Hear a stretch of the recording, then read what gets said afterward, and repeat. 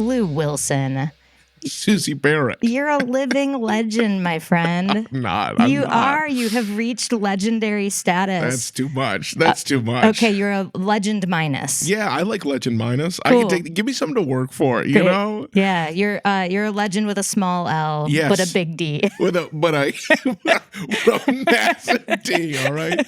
And I'll tell you, in time, each one of these letters will be capital, but the most important ones right now are taken care of. That's right. We're going to go the reverse order. Yes, exactly. And yeah, that's what John Legend did. People don't know. They didn't know him back then. He just started with a big D and a dream. And my man got to work. That's right. Where did you start? I know you from UCB and from, years of playing around town here. Yes. You grew up in LA. I did grow up in LA. Started doing improv in high school. So my high school, I was lucky enough, my high school had a Comedy Sportz team. Every time someone says this, I turn into butterflies and float away. Yes. It just sounds so dreamy. It really is. It's the kind of thing where it's like I don't know who to thank. Like, who is the person who was like brave enough or assertive enough that they like went to the school admin. Exactly. Yeah, Jesus did Christ himself went to your admin. Said, this Catholic school deserves an improv team. Was it a Catholic school? It was. Wow. All boys Catholic. That seems even more wild than that they had a Comedy Sportz team. Well, I will say we were on like the fun side of Catholicism. There aren't many. Your wafers were Oreos. Exactly. No, we had, but it was just like, I think something about you put a Catholic school in SoCal and you make it Jesuit, which I think is already a slightly more like intellectual and open slice of the Catholic pie. I feel like it was the tone and vibe was just a lot. Like we didn't even have our director, like the theater director was not the advisor or like the faculty member supervisor of the group. It was this guy, Mr. Fermento, who was a religious studies professor, but also owned a Subway sandwich shop and loved to curse. Like, and we were all like, this is our guy. Like, everyone did theater and loved the theater director, but we were like, we want Mr. Fermento to be in our corner. Where's he at now? See, I don't know. I was thinking about that. I was like, I wonder where Jerry Fermento's at, because I wish him well. Of course, but it's great when you can go back to the people who were influential and be like, "Hey, man, it turned out okay." Exactly, dude. Thank you. I remember I was in charge of the group my senior year, and I remember I had to ask for the fee you pay to be in the Comedy Sportz League. And I remember having to ask Mr. Fermento if I could get $1,200 oh my gosh. to pay the licensing fee. And I think it was, I was like, this is the craziest thing I've ever asked. I'm asking an adult for $1,200. In the back of the subway. Yeah, exactly. He has to dial open the safe. Exactly. And yet for him, it was like, whatever, dude. Yeah, here, got me a check signed. I took it in and we got to play improv that year. Oh man, that's so great. So wait, but it was because of you that like you were the one who asked, or no? No, that was just senior year. It was just like part of my job. Gotcha. The team existed when I got there in 2006 and had been, I think, like, they were already, because there were already members of the Comedy Sportz like organization who had come from my high school, who had played on the teams in the early 2000s, like, the early aughts, like 2000, 2001, who had then like gone on to be members of like the college league. And whenever I talked to like Jacob Wysocki and Kurt Maloney and Kimmy Pornia, who were all in Comedy Sportz, like they know all the guys who were returning to their alma maters to like do workshops with me and Jeremy, who also got on the team the same year that I did. So Jeremy Culhane. Culhane of SNL fame now. But yeah, so we both got on the team together in 2006. And at the same school? At the same school. This is wild. Yes. Yeah. So when you start Comedy Sportz, well, first of all, what drew you to it? Were you a funny kid before that? Were you a performer? I was an obnoxious kid. I have this really crystal clear memory of Marisa Gold describing me as obnoxious. That is like, I like, no shade to Marisa, but it is this like, oh, that became the kind of adjective but I think I had a lot of energy. I love to talk. I love to be listened to. I don't think I was inherently like performative, but I think I was just like, I want that attention. Yeah. And I think I was it was coming out in all these unchanneled ways. And then I think I find Comedy Sportz, and it's like, hey, for these 40 minutes, everyone has to listen to you. Right. You can do all your stuff. And then you can go out into the world and fucking turn it off. And be a little bit more normal. Yes, exactly. Yeah. Because I've gotten my fill of like, look at me, look at me, look at me. What about this? What did you guys ever think about this? Did you guys ever? So, but I think I would describe myself as obnoxious. It's funny how like without the ingredient of maturity, like the quality of demanding attention, then you sprinkle in maturity and life experience, it becomes commanding a room. Yes. Like that's a great quality now that you have it tempered with being a mature, like empathetic adult. But no, because now I meet all these adults who are like, I can't even imagine getting up on a stage and talking in front of people like you do. And you're like, oh, I mean, I guess I've wanted that since I was 6 years old. Right. Since I was 6 years old, I was like, everybody, like, you know, it's standing just, on the dinner table. Yes, exactly. Having some reason, mom, get in come in, mom, come look at this. Come look like that. I've had that for a long time. Same. Yes. And I'm going to ask you this question because I haven't fully figured it out for myself yet. Why do you think you were like that? Why do I think I was like that? That's a good question. Why do I think I was like that? I mean, I think that I feel like I probably can't put an exact bow on it, but I could point to some different elements of my young life. I think one of them is my cousin Marcus, who was this like very cool guy. And I think there was something to the way in which he like, you know, I had classic, like I only saw my cousins at holidays, but it was this like thing that like on holidays when I was young, I would get to hang out with Marcus, who was the coolest guy and was very funny. Was like straight up funny, funny, clever, charismatic. And I think there was some, and like if like this is, I mean, we're getting like very ethereal, but I think there is some part of me that's like, oh, I wanted that. Yeah. I wanted a version of that. And it didn't come as natural, and it didn't emerge in the form of like cool and calm, but I think it was like, oh, the way everyone when Marcus talks shuts up and listens. Yeah, like, can I have that? And I'm not, and I don't trust that it just happens. So I'm asking. I'm just going to verbally ask for it over and over again, and get loud and move around a lot, or throw myself on the couch. Yeah, because then I'll get the same attention. Yeah, I don't have the members only jacket or the confidence yet, but what I can do is go from the outside in and do the attention part first. Yes, exactly. Yes, is like put my hands into two pillows and pretend like they're big, like it's a big mouth. And you know, I was gonna say butt cheeks, and I was like, that's genius. See, that's horizontal. Yeah, if you go horizontal, we got butt cheeks. We go vertical, we got alligator. But I think that was part of it. And then I think there's also a little bit, you know, I think there was a lot of like, my parents are still together, thankfully, but I think there was a lot of financial related conflict in the house when I was like, there was a lot of stress in the house when I was growing up. And I do think like there was something to being the center of attention helped to, I don't know, like I think when it's the same reason I love food, right? I think there were these things that like there were times at which my parents like conflict was most subdued. One of them was whenever we went out to eat, and the other was I think often if me and my mother is like a really brilliant and playful person, and I think there's also something in that she does voices and loves to.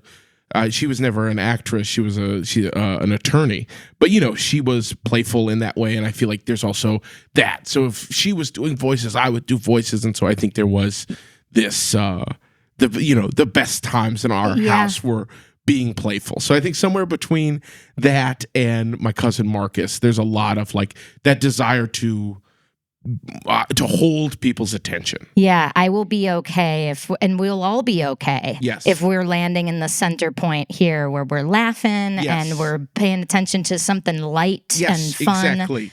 you know, if everyone's looking at me and we're being silly, then we're not looking at money problems. yes, then nobody is talking about, nobody's clipping coupons and, and being like, okay, I guess we're eating chicken this week. Right. So. Yeah. Sorry to take that tangent. It's also because I'm seeking to understand why I am that way. Yes. And mine is sort of similar, and it lands in the similar zone. But when I look at old home videos, I notice that I get significantly more obnoxious the year my parents got divorced. And it's like that lands for me where it's like, oh, I was probably like, starved for attention and love, and also just wanted to make everything okay. Yes, I think that there was a big part of my performance origins that are in that conflict and that tension.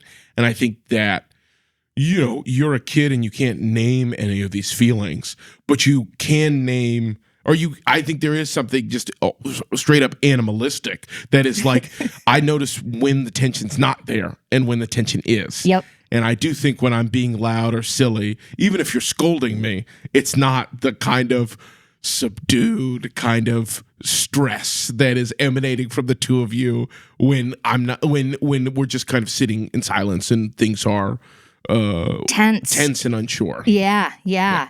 So you find Comedy Sportz. Yes. Had you known about improv before that? No, I wish this like origin story was like cleaner or more fun or had like some crazy hook. But I genuinely think it's like I'm looking through the clubs when I'm like get to Loyola and I'm looking for what club or activity am I going to join.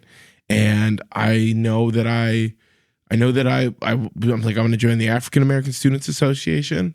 And toward the back of the book is Comedy Sportz with a Z.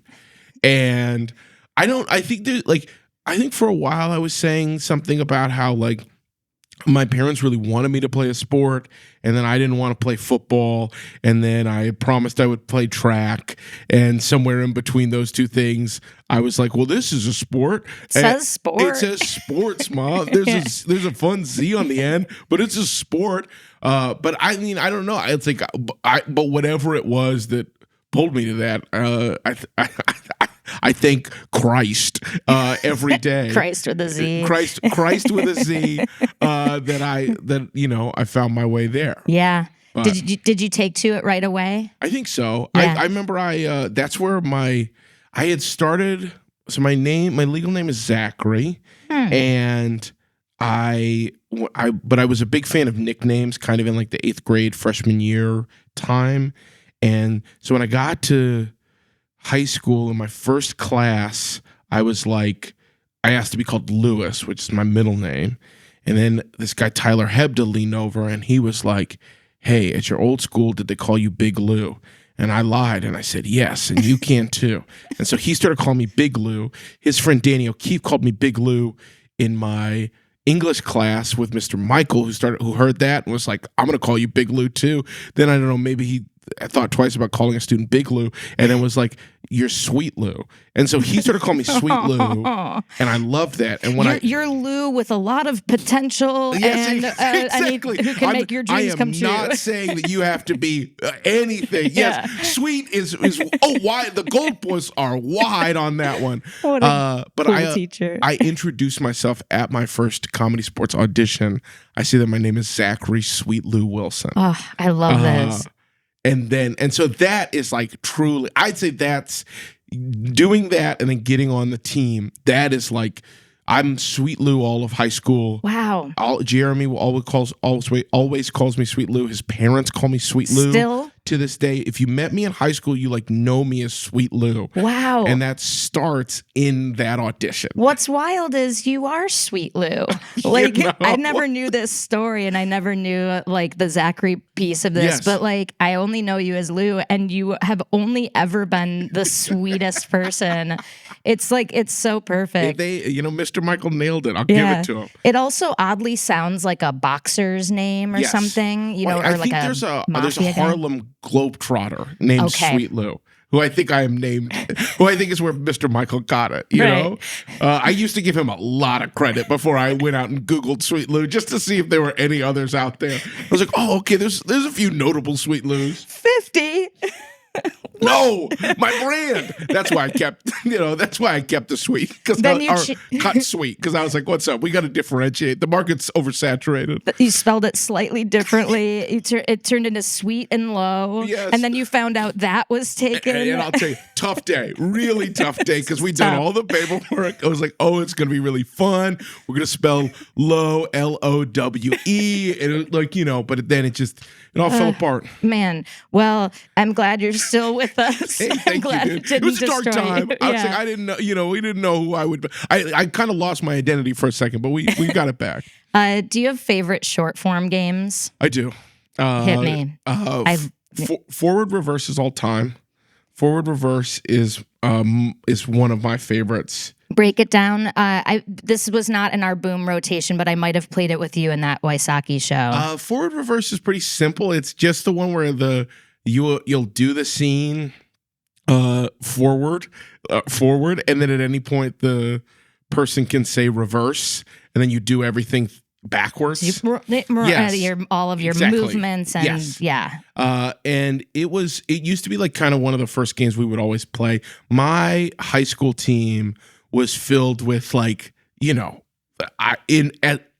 still hold to this day some of the best improvisers I've ever met. That's great. And I think that they really kind of set a tone for me because they also cared so much, and we were really physical. I mean, something about a team that's exclusively guys, we really loved to get physical.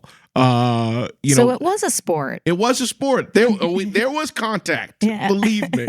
But so forward reverse was really fun because we would do these really big motions, and then we would have to do them in reverse. And it also felt like it was one of the easy. I think really early on in short form, I was like, it was the first time people were laughing at me, and I was in charge of it. And so it was this like perfect conducted thing, which was you would do a thing.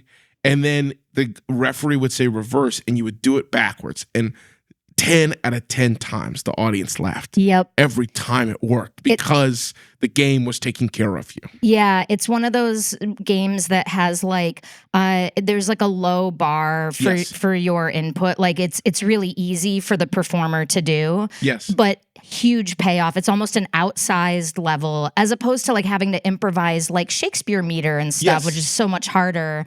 You don't have to do much. The audience gets that huge payoff of watching the physical thing backwards. Yes. And then there's the added component of like remembering the exact word that you said like as you were starting that motion or whatever, and that gets an even extra thing. And exactly. I think there's something like you're nailing why I feel like when I tour now with like Dropout Improv, which is a lot of short form games, we don't play that one because I think there is something to like we're all now like we look for the games that are a little bit more open. Yeah. But forward reverse was not open. It's like do the thing, do it backwards. We probably only ever get about 45 to 50 seconds of actual original story, like any actual improvisation before it's just taken over by the mechanics of the game. Yeah. But like you're saying, the payoff was unreal for how little you had to do. Yeah. If you did a jumping jack and then had to figure out how to do a jumping jack in reverse, the audience rewarded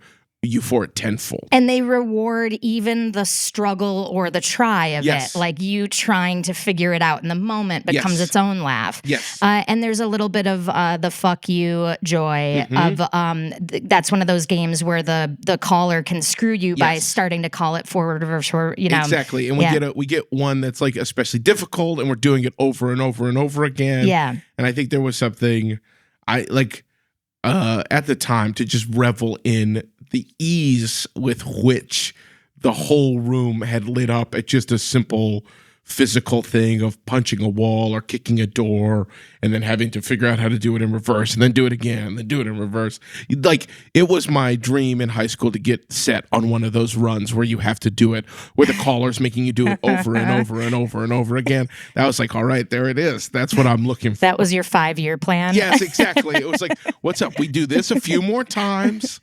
We did play that in one of those shows I did with you at the Elysian. Yes. And Wysocki was calling that. Like Exactly. the like infinite tunnel of that. Yes. What are your other favorite short form games? Other favorites, in high school, like My Movie was my specialty. yeah. I think there was something I like, you know, I was just a real, I mean, I had 1,000, I like, my mouth always moves faster than my mind. I'm always just talking. So I think there was something to like, that game worked really well for me because it was like, Lou says a series of strange words in order, and then says something even wilder as the tag, and then we just would play And now we have revel to do in that. Exactly. Yeah. So that's the one where it's like you come up with movie titles Yes. based on initials, and then you have to say the tagline of it. And Yes. then when the caller wants to see it, they say, "Let's see a the scene from movie. the." Yeah. Exactly. So fun and silly. Yeah. That also is one of those games. It's like, oh, you can pluck that and play that on a road trip. That's a Yes. great like around the car game. Yes, you know. it's just a good fun game. Yeah. And I honestly feel like I've gotten worse at it as I've gotten older, now that I know more about movies and improv. And like, I don't know, it was a game that I think I was best at in high school because of how just unbridled I was. You know, I would say we could, you know, you're just like anything could be a movie title and anything could be the description of the movie. And then me and my 4 best friends will figure out what that looks like. Yeah. Do you feel like now you're more caught up in like what the accurate genre would be, Yes. or what? Yeah. What, like, I think I'm way more aware of like, how do I communicate to my fellow improvisers like what we are doing and like what I'm imagining? Whereas I think I used to be able to go like hot dog marathon, the bread is out, and I think there was and then we would just, I think we would do something more high energy, and I think there was this, and I think that was also like I would do that just over and over again.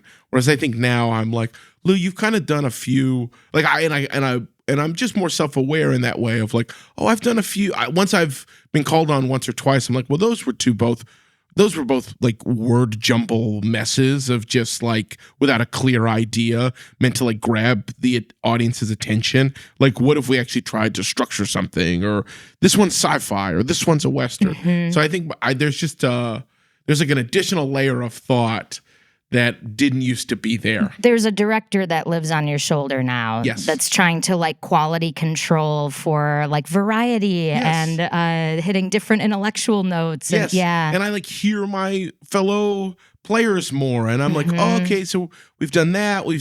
Like there is just, I think, more awareness, which I think it's interesting. I feel like that's a game that I like That's a game that I feel like I particularly thrived at when I was in high school, and then now I'm still very much enjoy, but I think that like my movie days were high school. That's such a funny sentence. There it is. My prime, my movie days. Let me tell you, so when I specific. rocked that short form game into the ground was 14 to 18, and then never again. It's the same way like old quarterbacks talk about their glory athletic days. exactly. Yours is just my movie. Mine was my movie. Nobody, and then we just cut to a bunch of sepia photos of me just just like I remember that one. It was Bologna Fountain. Yeah, exactly. Oh, it was it made no sense. The audience they were in the aisles. I'll tell you. When you said that now you have a little more of a brain where you're worried about like transmitting your idea to your scene partner, or like showing them what you mean. Yeah. Did that come into play with like premise work and kind of UCB training and stuff? Definitely. I think that's the point when we start, I think, really, and it was something I was excited to do, but it was like, oh, we're now adding, I think, like thought, consideration, group mind.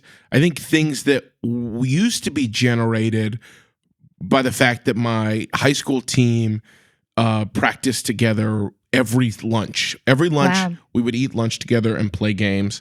My college improv team practiced for 3 2-hour rehearsals a week. Wow. For one weekend of shows a semester. So it was like there was so much energy and emphasis being put on developing group mind in those spaces that I feel like when I got to UCB and being out here, it was like, oh, okay, we don't all live within like a mile radius of each other on a college campus. So that group mind, we all have to take on a little bit of that ownness in terms of being able to communicate and set people up to understand what it is I'm trying to do, set up, improvise within. Being very clear and specific about your idea, your offer, your initiation, so that it's not that you're trying to control the scene, but you're being very clear about the shape of the brick you're laying down so that other people can build accordingly as they want to. Exactly. Because I think once you're on Herald Night, you really do get the experience of that feeling of like, oh, I have initiated a premise and my scene partner is asking questions or moving softly because I haven't put the brick in just right. But you know that feeling when you've slotted the brick in exactly and your scene partner is immediately running. So that's what I'm always chasing, I think. And that's why the little director lives on my shoulders, because you are thinking of like, I don't want you to have to ask any questions. I'm trying to do a little bit of mental work so that when I lay this down, you know exactly where your brick goes on top of it. Yeah, you can at least be clear about what I see here. Yes. And now you choose how you want to deal with that. Exactly. Yeah. Do you like premise work where does that land in terms of premise versus organic? Wild and free versus clear ideas pulled from an opening? That's a good. I don't know. I feel like I prefer organic. I think I'm an organic guy. I think I like one word and let's run. I enjoy premise work, and I feel like, especially with like Yeti, I've really my current, like the improv team I perform most with, I feel like I've really found like how premise works for me. And like there were times where I think I was really unsure or really nervous. Like when I got on Herald Night, I was really like, oh God, okay, I think it's this, and then how am I going to communicate? Like I would like sit on the back line, like really in my head trying to put together premises to serve up to my friends. And by the time you come up with it, the show's over. Truly. You've just stood on the back We're on line. the second group game, and it's like, I'm so sorry. I just really thought if I took with 30 more seconds, I would have nailed it. So I think I have this like, premise did not come naturally and easily to me, at least in terms of initiating. But so I think I prefer organic because it is just, I don't know, that's my happy place. That's where I'm happy to like make a big pile of mud and then figure out how to shape it over 45 minutes versus like, no, we're already working with bricks and we're just putting them into place. Yeah. I mean, that winks to what you were talking about with my movie. It's like pure right brain. Yes. You're just going to like let fly and then try to make yourself make sense afterwards. Yes. Yeah. Honestly, I feel like in this moment you are helping me make this connection of like, oh, I think that's why, like, the span between which I was playing my movie is like, I'm playing my movie in 2014 and then I pick my movie back up in 2021 or 2022. So I feel like it is like in that time. I think my movie is my brain re-met my movie and was like, oh, this is premise-based improv. I'm supposed to be communicating to everyone what it is I want to make a movie about, not just shoveling things from my word bank into a out, and then if it's interesting enough, justifying it. I do feel like I meet my movie kind of more like a premise-based initiation versus just like the game of it. Yeah. Do you think that's an indication that like across the board your improv brain has changed? I think so. I definitely I think my improv brain has grown up a lot. Like I do think I loved improv, and I think it became such an important thing to me because it was this like, oh, I am channeling all the energy I had as a kid into like an art form, where people, I was going to, I remember my first like freshman year of high school, and then even like my first DCM, right? I would go to these spaces and perform for people who weren't my friends, and they would be like, "Wow, you're really good at this," and I was like, "What? How?" Like, I don't know. I like we are like far from the moment where this like begins being something for me professionally, but it is just like, oh, there's just this knack that I have for talking and making things up and listening and hearing things and making things up based on what I'm hearing, that I do think once I get out here into UCB, like I take it really seriously. I care a lot about being good at improv, and I think that I do start to like take the kind of like raw, just kind of like bodacious physical energy of like my high school and college and try and start to put a little bit more of the premise, thinky, jokey, clever aspects of improv that I think were very popular in like the kind of UCB space. I do think there was a part of me that was like, oh, I think my goal and my desire in what I think it means to try and be the best at this or be great at it is to find a synergy, to bring my bodacious energy and try and hold some of this more intellectual space that is very popular here. I am happy to report you have not lost the bodacious side. Thank you. It is alive and kicking. That's such a wonderful description of that. And trying to meet those things in the middle, because it isn't just one or the other. Yeah. Just like improv isn't just premise or just organic or just short or just long form. It's like it's all of those things, and like finding your own center point, like where you land in that matrix is like, I think, a lifelong journey. But I did a show with you like a year or two ago at the Elysian, a short form show, and we did like a town hall meeting game where it's like 2 people have to be pro something and 2 people have to be anti con. And I think we were doing stop signs. Yes. And you turned the audience, you were like a cult leader, but you immediately started like turning to the audience and involving them and like endowing them as this character, me and my followers. Yes. And they immediately got lit up and started like participating with you as you were like inventing these, salutations and chants, and they immediately kicked in. It's one of the most beautiful things I've seen in improv recently. That was a great show. It's funny, my coworker Troy, who is a writer at Kimmel, came to that show, and I remember feeling a little like, it's interesting when the peanut butter and chocolate mix. Like, we're all comedians, but it is interesting to be like have a stand up late night writer come to my short form improv show, but that he references that scene a lot because he was just like, that was crazy. Everybody was doing it. But I don't know. I think that's I love to get physical. I think it really is, like, I think about high school and the guys this guy Joe Goodwin and this guy Andrew Galindo, who were so physical. Everything was thoughtful, articulated. We're playing robots. Robots have 6 parts, and like you watch each part move. That I do think there's like, we have to, and we just have this thing, right? We have this whole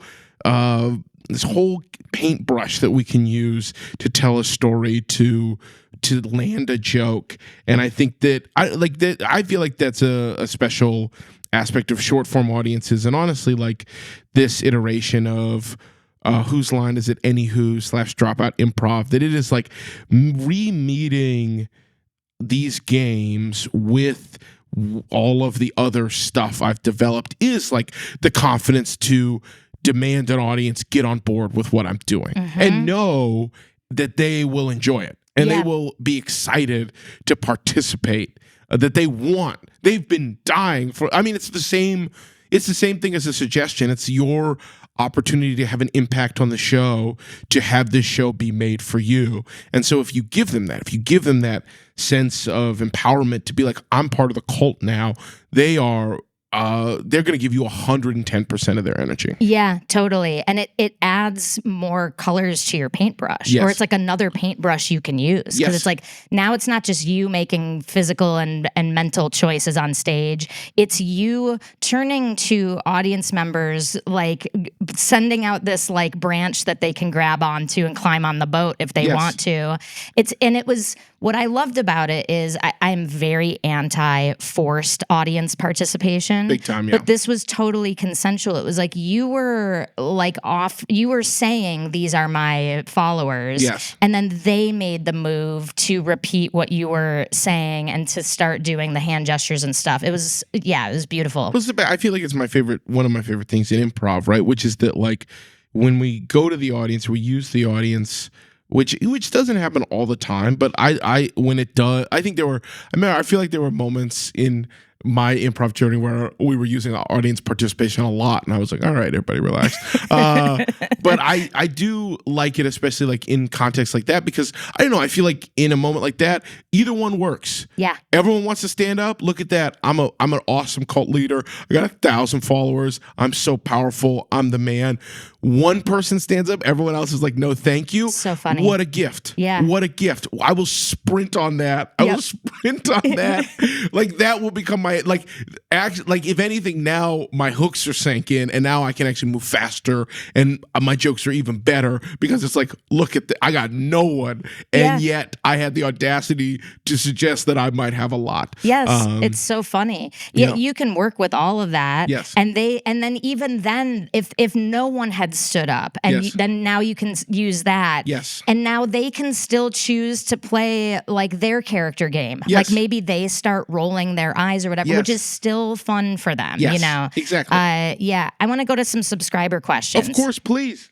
I was telling you before we sat down, you have set a record for the most submitted questions of any guest. Very of cool. Course. Well, of course I did. That's my whole thing. I'm all about setting records. But thanks, subscribers. No, I'm excited to answer these questions. So we talked about how long form and premise work has kind of seeped into your short form work. Mm-hmm. Several people asked, here I'll just take one of them. Simeon says, as someone who actually started improv classes partly because of playing D&D, I have tabletop RPGs been a big part of your improv journey, and what improv skills would you say come into play most during Dimension 20 campaigns? That's a great question.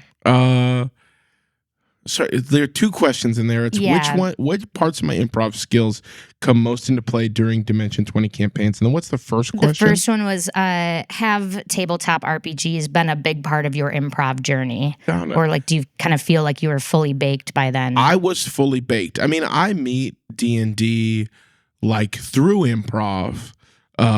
Brennan is the coach of a team that I ask a girl out on a date. She says no, but will you join my improv team? I'm like, okay, this seems like a consolation prize, but I'll take it. And then I meet Brennan, and that's the first time I ever played D&D. So I think I got to D&D pretty solid, you know. And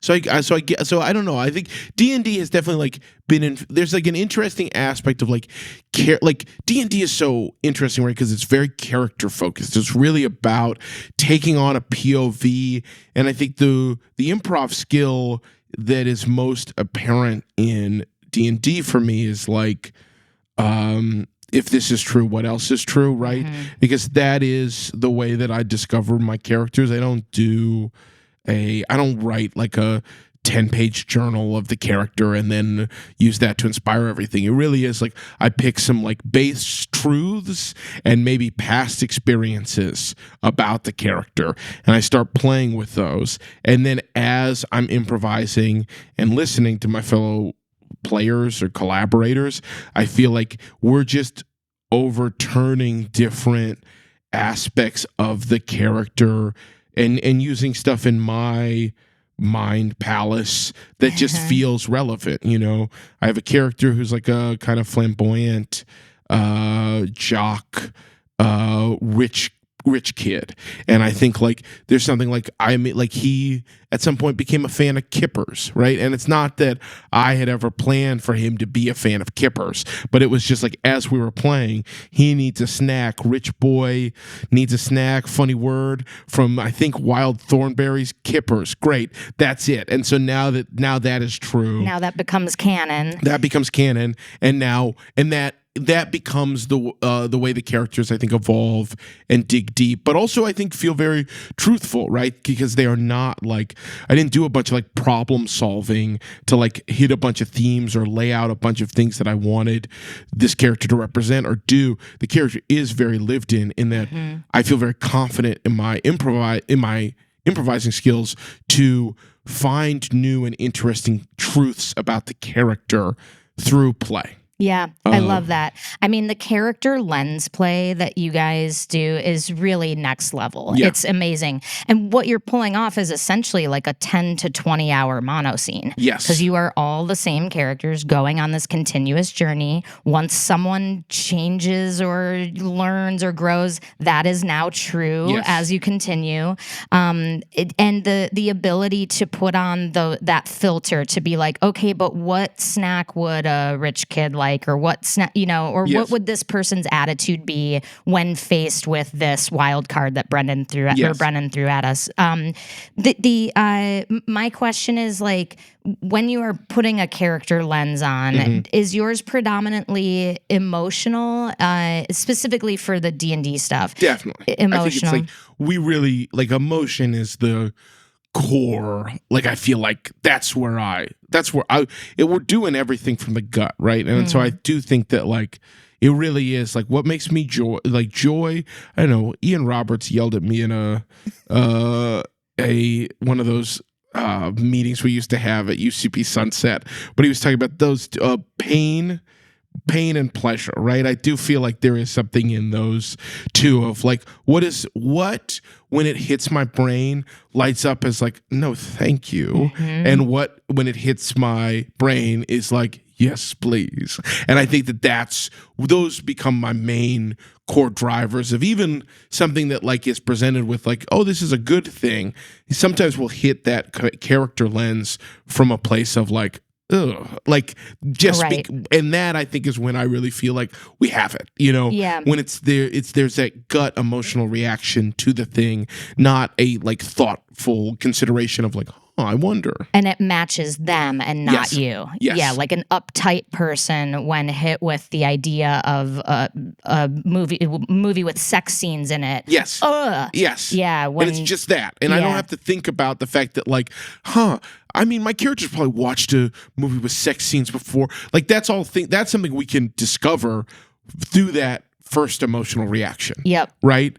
By going like, ugh, everyone then like, and then I think the other thing that helps at Dimension 20 is I have some of the best improvisers in the world sitting around me. No small thing. No small thing. I mean, it is a real murderer's row. So I think there is something of like, if you have a reaction like that, even if it's small, somebody at the table will pick up on it and allow you to explore it. Because I think that's I would say also the big difference between maybe home tables and like a professional one, or at least in my experience, right, is that like people will see me have an emotional reaction, and because they are such good performers, pick up on that and then lampshade it, if I'm using that term correctly, to be like, Lou, why did your uptight character yuck at the idea of a movie with sex scenes in it, and what is your character, and then they're giving me that chance to pull apart that thing for myself and name and label that truth that we can then all play with for the rest of the story. I've never heard the term lampshading.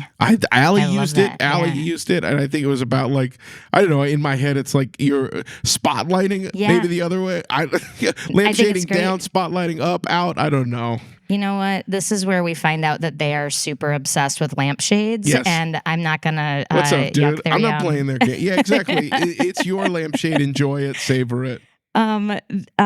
Chris, this is kind of a related question, but kind of the reverse. Chris D says, "Hi Lou, big fan. Thanks, Chris. I've heard lots of discussion on Adventuring Academy episodes about how improv skills have helped people grow in their D&D games, but what about the inverse? How has performing on shows like Worlds Beyond, Number, and Dimension 20 influenced your improv shows? I think that's a good question. I do think there's like two things that are like floating around at the top of my mind. One of them is that I think I'm much better from my D&D experience.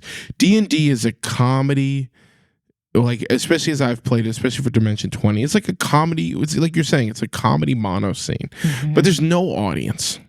So your audience is your fellow performers and your own instincts. So I do think there is like this honing that has happened of like, I don't need as much as I maybe once did the audience to tell me where to take things. I don't need as much of, I feel like there's like the improv exercise of like, what gets the laugh and then following the funny and all, like, the audience's first laugh tells the performers what the unusual thing is, and now you keep heightening that. Yeah. I think there is something to like, and I really feel it, I think, when I do improv, especially with people from the Dome like Zach and Allie.